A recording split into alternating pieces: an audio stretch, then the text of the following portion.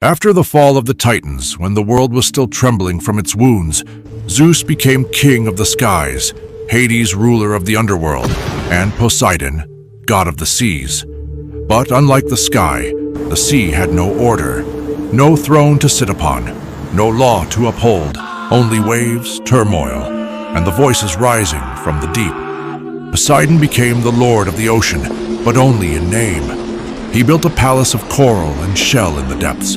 With his trident, he shifted the tides, raised mountains beneath the waves, and gathered treasures from sunken ships. Yet something within him remained restless. His heart still beat for the land, where mortals shaped gods, built temples, and sang their names. Like his brother Zeus, Poseidon's heart was never still. But unlike Zeus, his longing for love brought not just desire, but often ruin. Far away, in a distant land, there was a woman named Demeter. Poseidon saw her, as he had seen many mortal women before, and desire rose in him like a tide. Demeter fled. She transformed into a mare and vanished into the meadows. But Poseidon, god of the sea, was not only the master of waves, but of transformation. He too became a stallion, and in the fields he found her. From that union, 2 children were born, Arion, the immortal and lightning-swift horse, and a daughter whose name was never spoken, who lived always in silence and shadow. Demeter, broken by the encounter, withdrew, and for a time the earth ceased to grow. That love, like a storm from within, wounded Poseidon and wounded the land. In another realm, there was a sea goddess, Amphitrite. Poseidon desired her, but she fled to the edge of the world.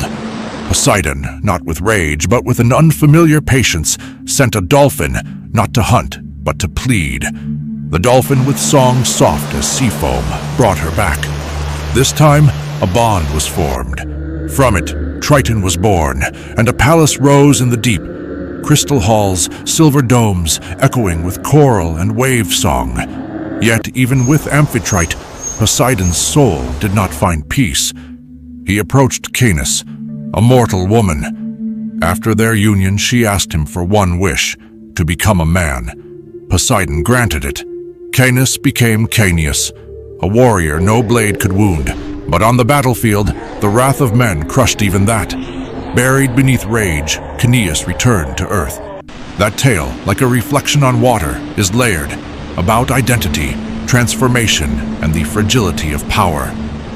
The god of the sea, Poseidon, fell in love with a mortal woman named Cleito. To honor her, he built a palace in the center of an island, fortresses in concentric rings of water and land, shaped by his own divine hand. From this union, 5 pairs of twin sons were born. The eldest, Atlas, became the first king of Atlantis. This semi-divine bloodline ruled for centuries, their reign marked by justice and brilliance.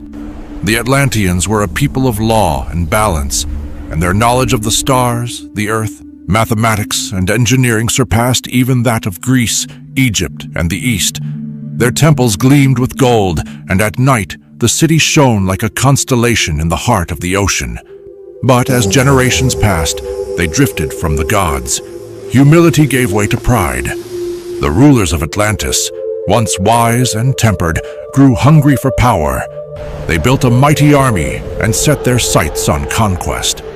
Their gaze turned to Athens, the last city that still honored the old virtues. The Athenians, though smaller and weaker in appearance, stood their ground with courage. They triumphed, and that defeat was a sign to the gods. Zeus, lord of the sky, gathered the divine council. Poseidon, father of the Atlantean bloodline, remained silent. He saw that his children had defied him, that the wealth once born of blessing had turned into a curse. Together, the gods delivered judgment. On a dark night, the earth trembled. The sea rose in fury. A storm unlike any before consumed all. In mere hours, Atlantis, its glory, its knowledge, its pride, was swallowed by the depths. Poseidon turned his gaze to the land again, to a city yet claimed by no god, Athens. But there, Athena too sought dominion. A contest was born. Each deity stood upon the rocky hill and offered a gift to the people. Poseidon struck the stone with his trident, and a spring burst forth, its waters salty and bitter.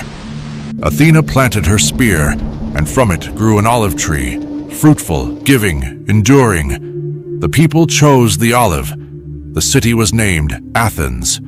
Poseidon, wounded and scorned, returned to the sea, yet the sting of rejection never left him. Every wave that crashed against the cliffs echoed that ancient refusal. He seduced Medusa, a mortal woman of great beauty, within Athena's temple. It was an act of passion, of power, and of defiance. But to violate sacred ground was no small offense. Athena, furious at the desecration of her sanctuary, did not punish Poseidon. She turned her wrath upon Medusa. Her flowing hair became venomous serpents. Her face, once adored, became a curse. Any who met her gaze turned to stone. And Poseidon?